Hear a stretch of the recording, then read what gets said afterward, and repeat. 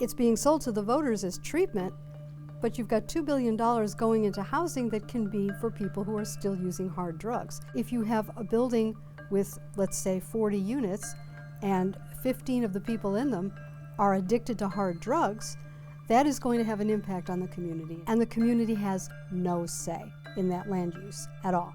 That's in Prop 1. My guest today is Susan Shelley, columnist at Southern California News Group.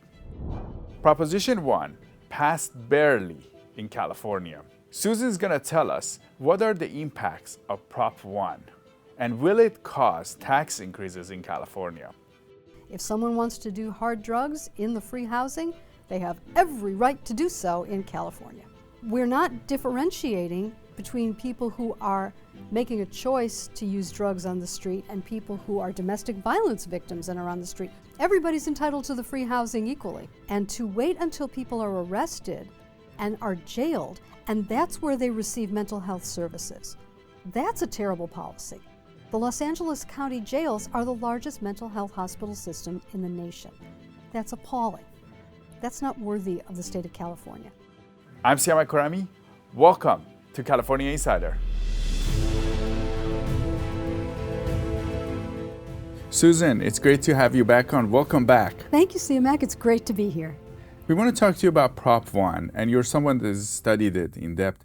Prop 1 just passed, barely, and this is an initiative that's supposed to help the homeless, in a sense, like mentally ill people. There was these institutions that we closed in California in the 70s, and people argue that people were dropped into the streets, some ended up in jail, and this proposition is to help the mentally ill.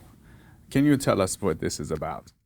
Certainly. Well, the first thing any politician today wants to do is blame Governor Reagan in the 1970s, but it's not Governor Reagan's fault what has happened, and that was a long time ago. What has happened is that in 1965, there was a change to the law, the Medicare and Medicaid Act, and they decided not to have matching funds for mental health care in large institutions. So that's what caused the defunding of the large mental health hospitals. And we're still in that situation today. Prop 1 was said to be the latest effort to create community mental health services, treatment beds for people with behavioral health issues and mental health issues.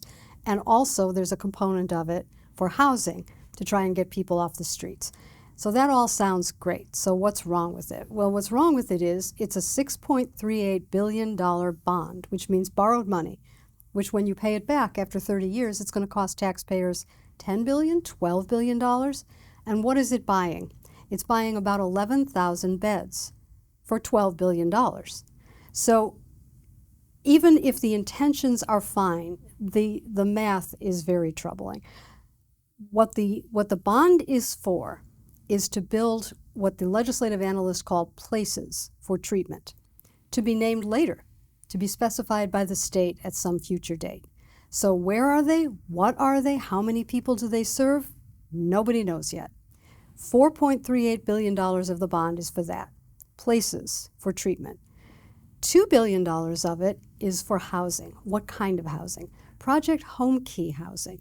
The money is going into the same program that has been buying old hotels or even newer hotels and converting them to housing for the homeless with optional services sort of down the hall, wraparound services that are not mandatory because under California law, we have a housing first policy. No one can be rejected as an applicant for this housing based on the fact that they're still using hard drugs. Well, it's being sold to the voters as treatment, but you've got $2 billion going into housing that can be for people who are still using hard drugs. And the outcomes from Project Home Key, do we have even any documentation? There's certainly no anecdotal evidence out there that this is working or that this is successful. We've been doing this since the pandemic. First Project Room Key, then converted to Project Home Key, where the hotels were actually purchased and turned into permanent housing by the state and the counties. So that's what it does. And $1 billion of that $2 billion for housing is reserved for veteran housing. But this is not the first time that the voters have been sold a bond measure for veteran housing. It doesn't seem to happen, at least not in the numbers that are promised. And why is that? every time they do one of these things, Prop 1 included, they say that all of these projects have to be built with labor that's paid the prevailing wage. So that means union labor at the highest possible rate in the whole known universe. Prevailing wage is much more expensive than market wages for a market type of project.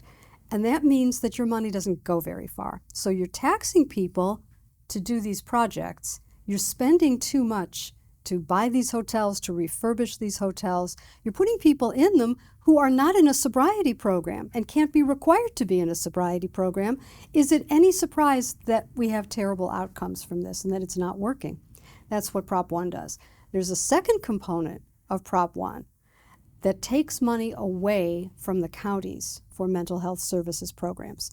This is concerning. There was a tax passed in 2004, Proposition 63. It's called the Millionaire's Tax, also called the Mental Health Services Act. And it's a 1% tax on incomes over $1 million in California. The money was supposed to go to the counties, 95% of the money to the counties, 5% to the state, and it was to be used for new and innovative mental health services. Well, this takes away an extra 5%, so now the state will take 10% of that tax revenue. And of the money that's left, the counties are required to spend 30% of their money on these project home key types of housing projects. When they do that, they lose the federal matching funds that they were receiving for providing healthcare services, mental health services in a community setting. So the counties are hit very hard by this. And I think you're going to see tax increases on the ballot up and down the state in November to try to replace the funding for things like suicide prevention programs and really important mental health services. So you stop the funding for these current services for current clients.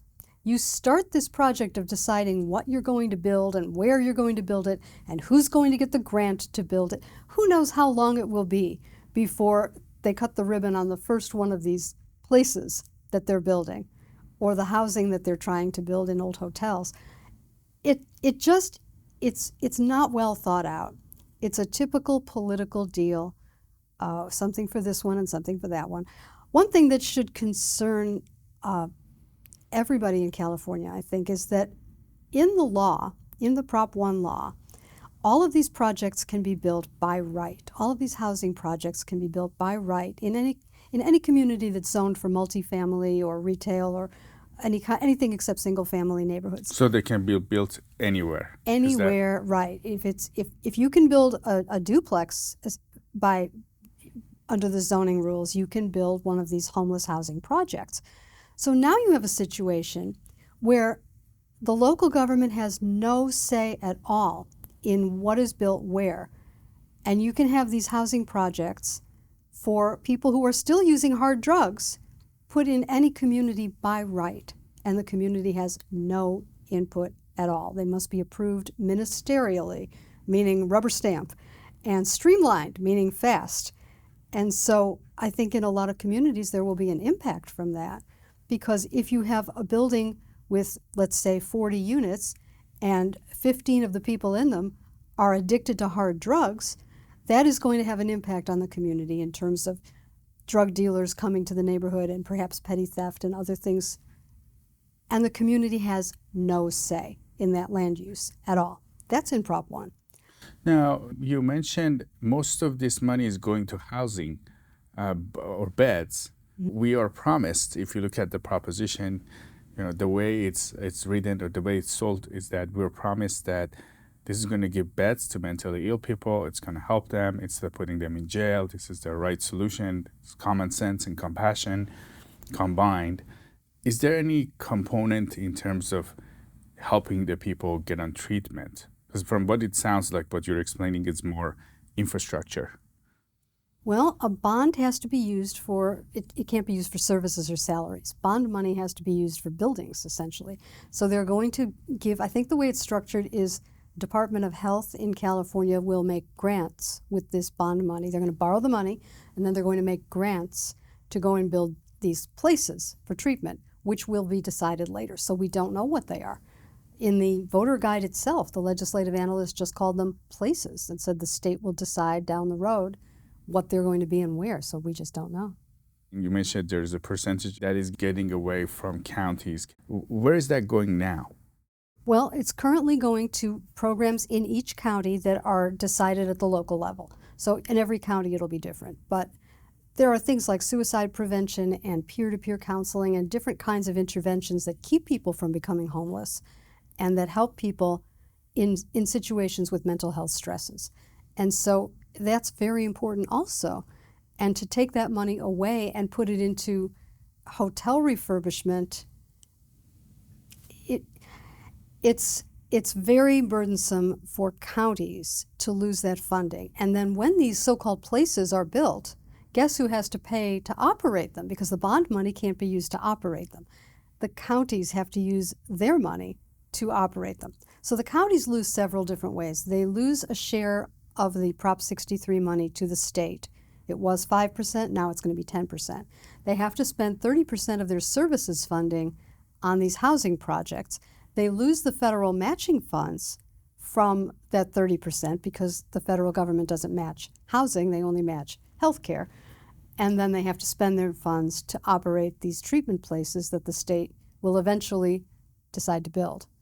So it's very burdensome. So counties will end up operating these treatment centers? Counties have to pay to operate these treatment centers.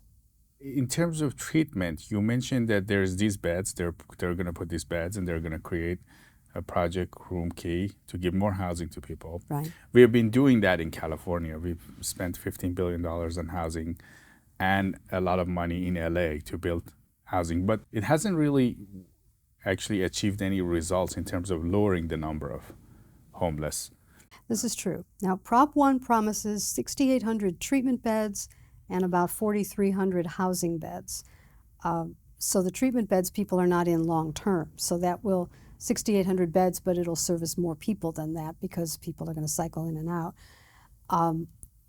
The money that's been spent on homelessness so far has not produced the results that everyone hoped to see. And it's starting to catch up with some of these politicians. There's a lawsuit in Los Angeles. The Los Angeles Alliance for Human Rights, I think is the name of the group. They sued the city and the county, and they said, people are living on the sidewalks. You're not providing housing or shelter or anything. We're suing you to make you do that and to return the sidewalks to their intended purpose. This was filed, I think, around 2018. It was settled in 2022. The city has not lived up to the settlement. So the LA Alliance went back to court, and they said, we want a $6.4 million penalty because they are not producing the reports and the documentation and meeting the targets and the deadlines. They are not living up to the settlement. So they're back in court with Judge David Carter, who is the Orange County judge who oversaw the Santa Ana River encampment situation. So he's overseeing this lawsuit. And he has just ordered an audit of all of Los Angeles's homelessness spending, I think going far back. He says that they have spent $600 million before Mayor Karen Bass was elected. And right now in the current budget, there's $250 million more for this Inside Safe, which is what she calls her homelessness program, which is another variation of Project Room Key, Project Home Key, putting people in hotels, motels. It's extremely expensive, very expensive to do this. And the services are optional. So there's no compulsion in any of this except to the taxpayer. The taxpayers have to pay, and they don't get any choice. But everybody else, it's optional. So it's not a sustainable model. There will never really be enough money to build a studio apartment with services for every person who decides to live on the streets in Los Angeles or who is in a bad situation and winds up on the streets in Los Angeles. We're not differentiating between people who are making a choice to use drugs on the street and people who are domestic violence victims and are on the street. We're not making a choice. We're not making a distinction there. Everybody's entitled to the free housing equally, as fast as we can build it, but we can't build it fast enough. So where are they? Well, we're paying to put people in hotels. They don't want to build shelters. They don't like the idea of temporary shelters in Los Angeles government, in California government generally. Activists don't like the idea of shelters. So they want studio apartments. Why is that? That's a good question. I don't know why that is. The cynic in me would say that there's no money in it and the money is in the contract to build the housing and to be the nonprofit that operates the services at the housing. There's a lot of money in that, a lot of money. In fact, a company called Shangri-La Industries, which got a number of these contracts to build, I think $114 million in contracts, it might be more than that, to build hotels turned into housing. In Los Angeles recently. In Los Angeles, also in, I think in Redlands, in San Bernardino, Southern California. I think one in Orange County. They got a big contract, and a lot of these places never opened, and now there's litigation over potential embezzlement charges, where the CFO is accused of spending this money on a Ferrari and a Bentley and a lease for a Beverly Hills house because, the cars shouldn't have to live on the street. This is very rough when you see that kind of thing with public money being just abused that way. And even when it's not abused that way, all of these nonprofit organizations, non-governmental organizations, service provider organizations, they have big staffs with big salaries.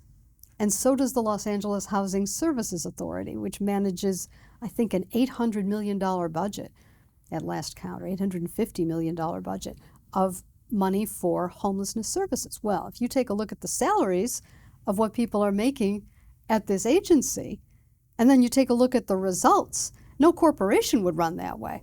The salaries are six figures, $200,000, $300,000 for some of these positions, lots of these positions. And where are the results? They're accountable to nobody. They're sort of accountable to everybody. It's a joint powers authority, county and city in Los Angeles, but they're really kind of accountable to nobody. Folks, you've probably been hearing me talk about YRefi for a while now. YRefi has been getting a ton of phone calls from you, and I thank you for supporting an investment that actually helps people. A lot of people are talking about this investment, and I like to review the basics with you. First off, yes, it's true. You can earn up to 10.25% fixed rate of return that's not correlated to the stock market or to the Fed. You can turn your income on or off, compounded, whatever you choose, and there are absolutely no fees. There are no restrictions on your principal if you ever need your money back, and you'll get your monthly statement with no surprises. If you are not sure if you can trust this economy, this secure collateralized portfolio may be a very good option for you. Just go to investYRefi.com. That's invest, the letter Y, then refi.com. Folks, I take my endorsements very seriously. If you're looking for a solid investment that helps people, contact my friends at YRefi and then tell them Siyamak Korami sent you. Now let's go back to the interview.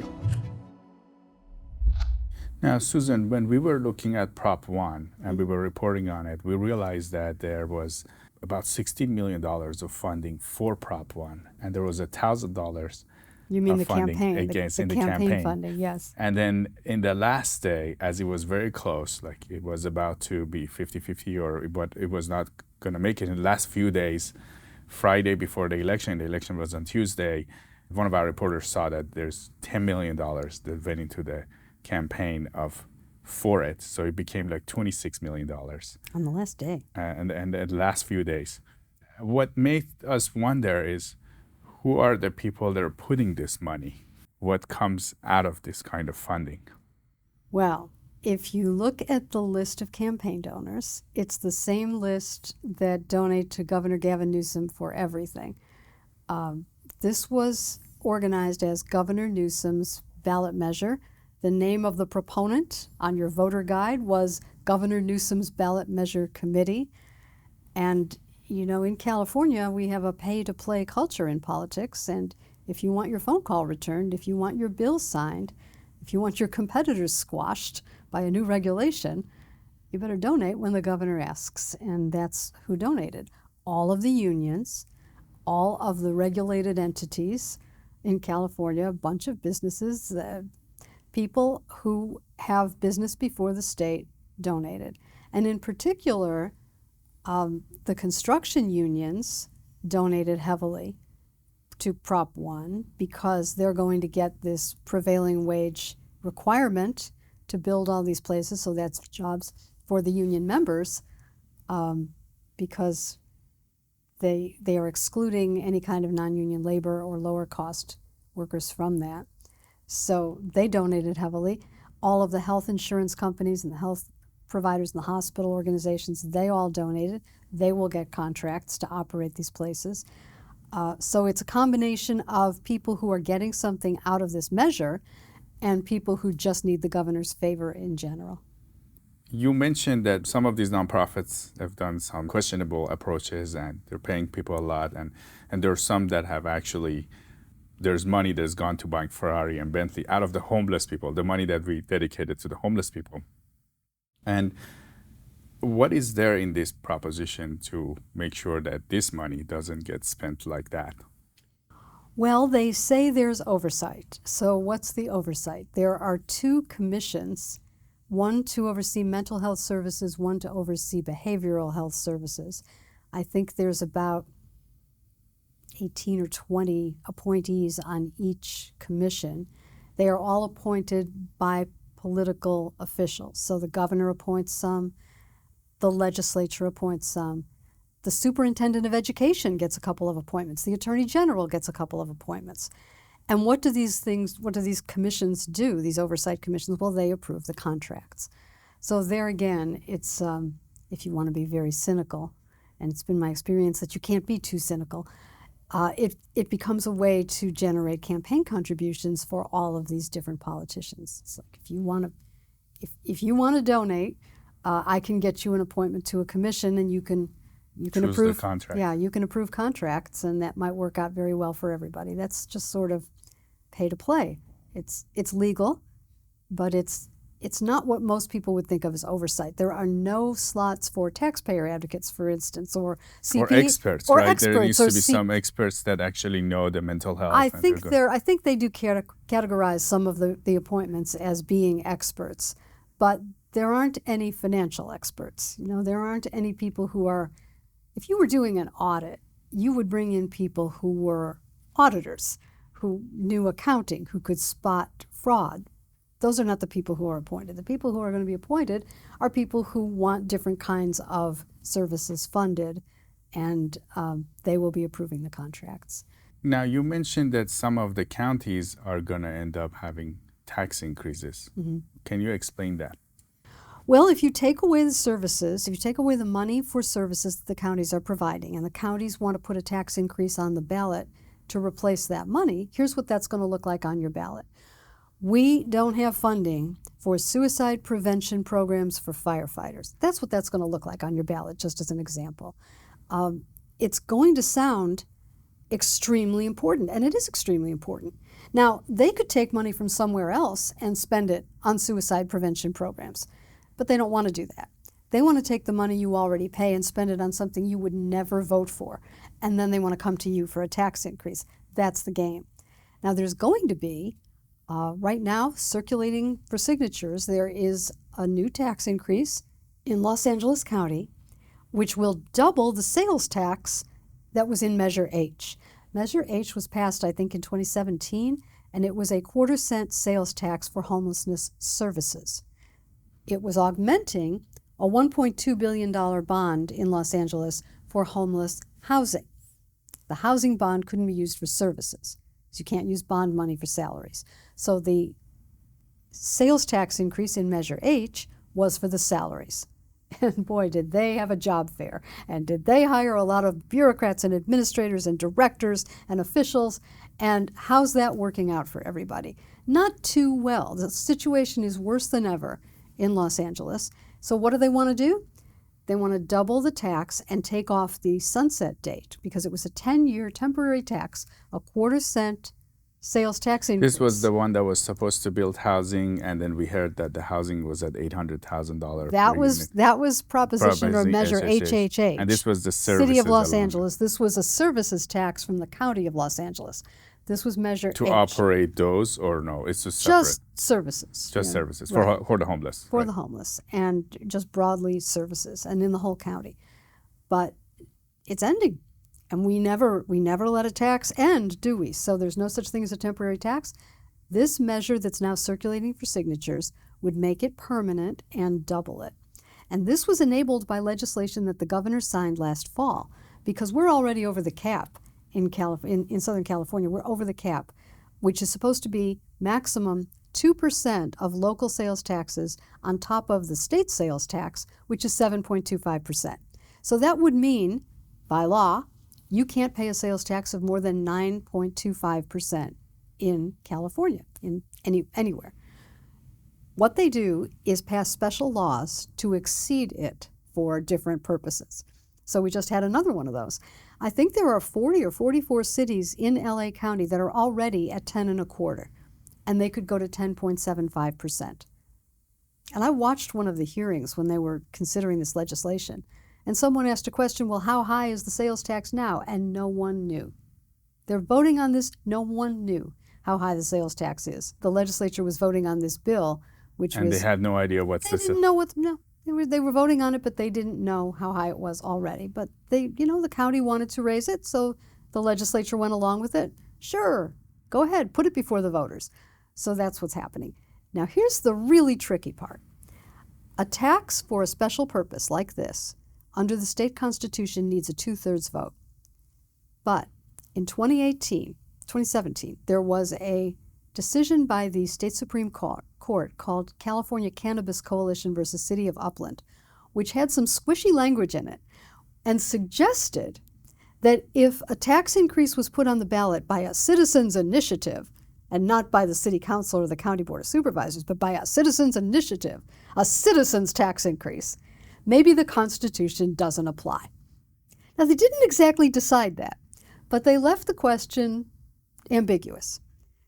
So it was tested. It was tested in San Francisco the very next year, and San Francisco decided to, actually the board of supervisors, one of the supervisors in the government in San Francisco, essentially stepped out to the sidewalk with a clipboard and said, aha, I'm a citizen now. Let's pass a special tax to fund childcare and early education. It'll be a tax on commercial real estate leases. If we do it inside the building, then that's going to need a 2/3 vote. But if we do it out here on the sidewalk with petitions, it will pass with a simple majority. So it passes with a simple majority just barely. And it's challenged in court. And the appellate court said, yeah, fine. Yeah, fine. So now it's a special tax for a specific purpose, a tax increase for a specific purpose passed with a simple majority. And this has happened up and down the state ever since. And this latest one in Los Angeles, they're out on the sidewalks.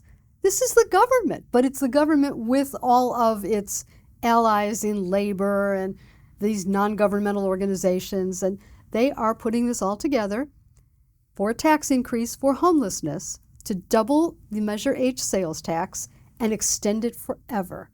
No sunset date. So do you think this is going to be a pattern now that some of the Prop 1 money, this money will get taken away from the counties? Do you think there's going to be a lot more of these citizen initiatives, quote-unquote? Citizen initiatives, yes, I do think that.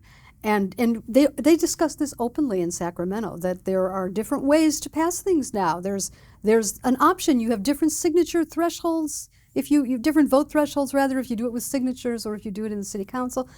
They're just exploiting this loophole. Now, taxpayers have tried to strike back at this and close the loophole. So the Howard Jarvis Taxpayers Association has been part of a coalition with interests in the business community to close this loophole. And they have qualified for the November ballot a measure that closes the loophole. It says a special tax needs a two-thirds vote. A local tax for a special purpose needs a 2/3 vote, no matter how it gets on the ballot. No matter if it's the city council or the county board of supervisors or a citizen's initiative or Elon Musk shoots it onto the ballot with a rocket, it doesn't matter. It needs a 2/3 vote. That's not the rocket part, but the rest of it is in the Taxpayer Protection Act. So the government doesn't care for this at all.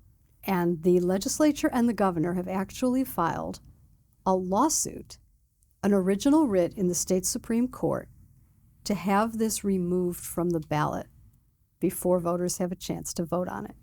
There you go. How's that for the defenders of democracy? They don't want the voters to vote on a duly qualified initiative that will protect taxpayers. It's called the Taxpayer Protection and Government Accountability Act. They don't want the voters to decide. They don't want the voters to have the option to approve taxpayer protection or government accountability. So they are suing to have it taken off the ballot. And it's in the state Supreme Court. We'll have a decision by June 27th. That's the deadline for the Secretary of State when she has to know what's on the ballot, what's not. June 27th is the date she cited. Before we continue, we would like to thank Shen Yun for sponsoring this channel. It takes you back in time to magical world of ancient China with a unique blend of brilliant dancing, beautiful costumes, and legends coming to life. Go to shenyun.com to find out the schedule and theater information. It's a lifetime experience you don't want to miss. Just so inspiring. It makes me want to go dance. Breathtaking. I was very impressed. I'm taking my program and I'm going to mention it on the news because I think it's a great performance and people should see it. What I loved about the show was the authenticity of it. It was taking me on a journey. Exceptional. The technique involved, that the thousands of hours of training. People just float. Everything was exact, and then they worked to the exact moment, and it was beautiful. You go away feeling with a smile in your heart from it. Have to come. Life-changing. Make sure you see it. Make sure you see it. Don't wait. Get your tickets now. Some of the residents, people that have been paying these taxes, a lot of times people in LA, they say, okay, fine, we'll pay the tax so we can help the people that are homeless in the streets. We will pay for it. But it seems like it's gotten to a point where we're paying for it, but then we're not seeing much of the results, and then we have to pay more. That's exactly what's happening. The policies don't work. And the policies don't work because they're on the wrong premise. When you're on the wrong premise, you get the opposite of what you intend. So the premise is that people are only on the streets because they don't have an apartment. And if you give them an apartment, then everything will magically improve and everybody will get their lives together and be productive citizens. And this is a false premise because people are not always on the street just because of poverty. Those people can be helped and are helped. But many people who are on the street have challenges that are not fixed with apartments. If you really want to solve homelessness, what you have to do is build short-term and long-term shelters and then enforce an anti-camping ordinance. Because it's not safe for people to be on the sidewalks, living on the sidewalks. It's not safe. It's obviously not safe. It violates every health and safety principle that we've known about since the first government in the caveman days. You can't have people just living on the streets. No plumbing, no nothing. This is absolutely unsafe. We have situations where streetlights are being destroyed because people are tapping into the electricity. So we don't have streetlights because we have people living on the sidewalks. And the danger of somebody getting electrical shock from touching those things. And disease and violence and crime where the homeless are the victims. How many people were, I think I just heard that 40 people in the city of Los Angeles who were homeless were murdered in the last year. Well, that's not good. That's not safe. That's not a policy that's good for anybody. There's no civil right to die on the sidewalk. That's just appalling. And to wait until people are arrested and are jailed, and that's where they receive mental health services, that's a terrible policy. The Los Angeles County jails are the largest mental health hospital system in the nation. That's appalling. That's not worthy of the state of California. That's appalling. So what do we need? We need short-term and long-term shelters to get people off the street. We need to repeal this Housing First law, which dates to 2015 or 2016, where we said that we have to give housing to people even if they're still using hard drugs with no conditions. That started in 2015 or 2016. And it's based on a false story that in Utah they reduced their chronic homelessness by 90%. With a Housing First policy, but that's not true. What was actually going on there is they changed the way they were calculating it, the way they were counting it.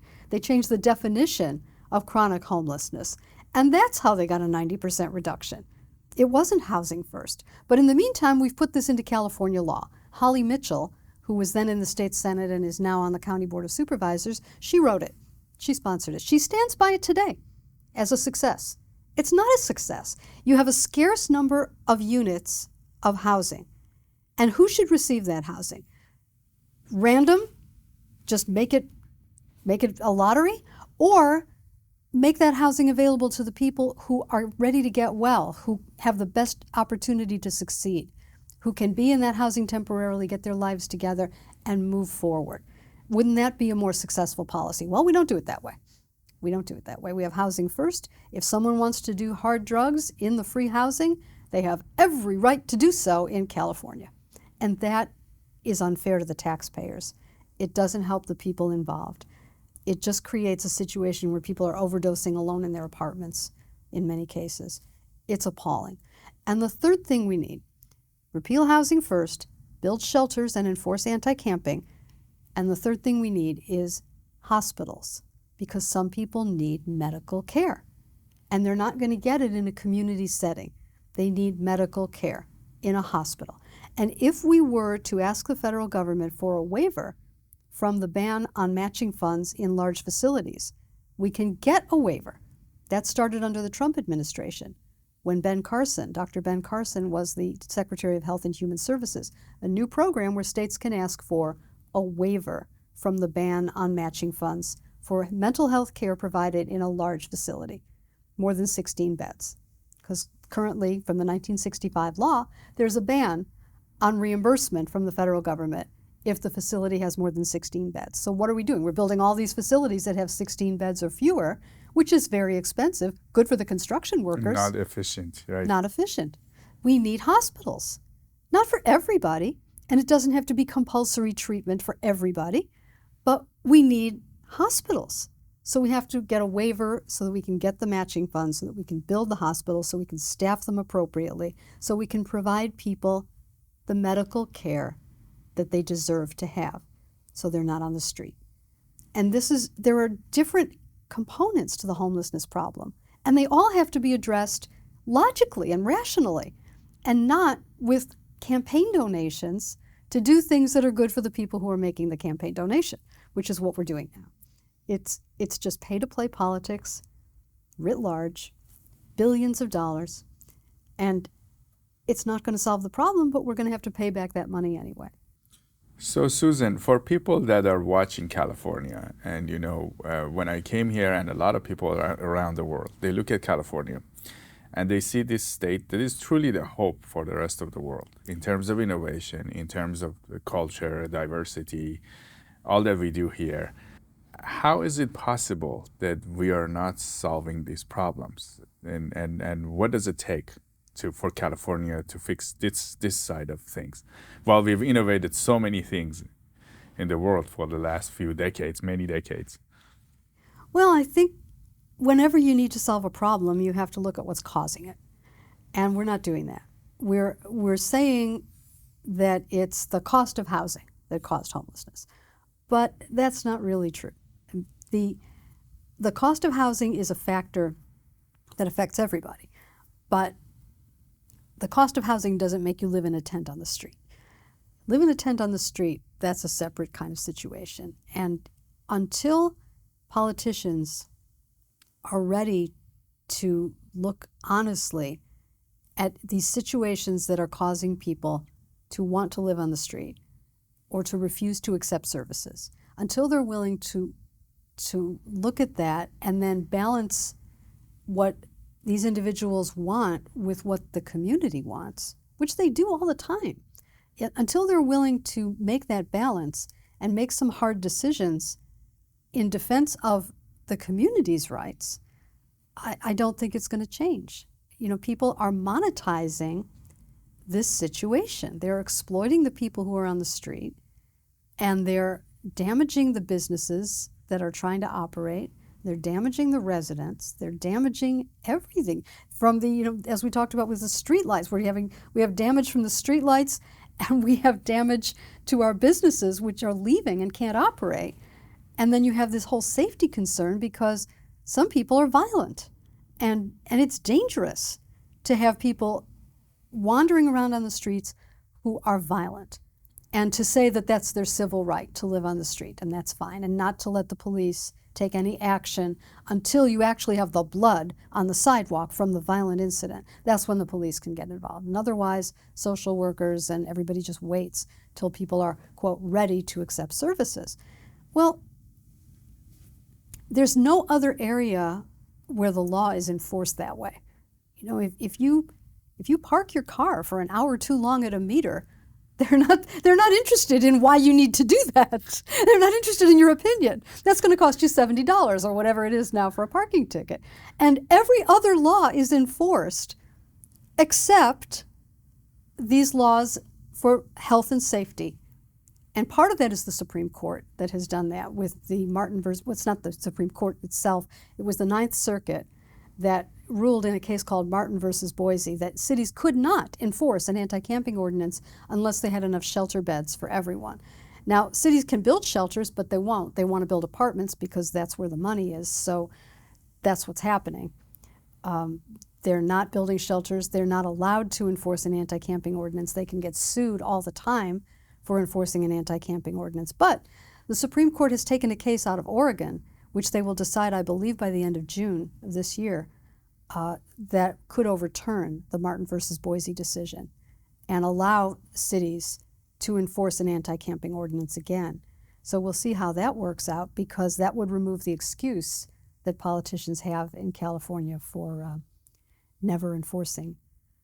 Now, what about Californians, Susan? What do you recommend to Californians that are wondering what's going on? They've been paying the taxes, they've been supporting the state leaders to do whatever they need, but they see these problems getting worse and worse. Well, my recommendation is vote no on the tax increases. You know, stop the money flow to these terrible programs which are monetizing the pain of people on the streets. Stop the money flow and insist on better solutions. I think that's important, because if you just, you know, Proposition 1 was expected to pass easily, because, as you pointed out, $20-some million spent in the campaign for it, zero essentially spent against it. It had the governor's face, the television commercials. It's a problem that ranks high on everybody's list of things that need fixing, and it almost failed. It almost failed. They counted for 2 weeks, and they were chasing down signatures that needed to be corrected so the ballots would count, missing signatures on ballot envelopes, and tracking down those voters to get them to sign a form so their ballot could be counted. That's how close it was. So voters are skeptical, as they should be at this point, because year after year we're seeing tens and hundreds of millions of dollars and billions of dollars put toward these failed policies. We have to get a handle on what works. We have to see outcomes. We have to have evidence-based policy. And we have to stop funding the same policies that are failing, because if we fund them, they'll never change. Do you have any other thoughts for our audience? Join the Howard Jarvis Taxpayers Association at hjta.org, because that's really the best organization looking out for taxpayers in California. So be a member and strengthen the voice of taxpayers in California. It's a great organization. I'm proud to be associated with it. Susan Shelley, columnist with Southern California News Group and also Vice President of Communications with Howard Jarvis Association. It was really great to have you on California Insider. Thank you, Siyamak. It's always great to be with you. We have an exciting news for you. At California Insider, we created a new product. It's called California Insider Opinion. This is where our insiders and experts across the state are actually telling you what's going on behind the headlines. When there's a breaking news, a big issue, important issue happening in California, they're going to come on the screen and tell you what's happening behind the scenes. And these are like 7 to 10 minutes of opinion formats where the guests are talking to the camera directly, telling you what's happening. You're paying a tax increase of tens of thousands of dollars every year as a condition of keeping what you already own. Make sure to look at the description below, because you want to sign up on our newsletter, because a lot of these opinions might be very sensitive that some people in the social media platforms may not like. So we're putting them in the newsletter on our website so you can have them. These opinions will actually help you understand the political and policy landscape of California. We highly recommend you follow it.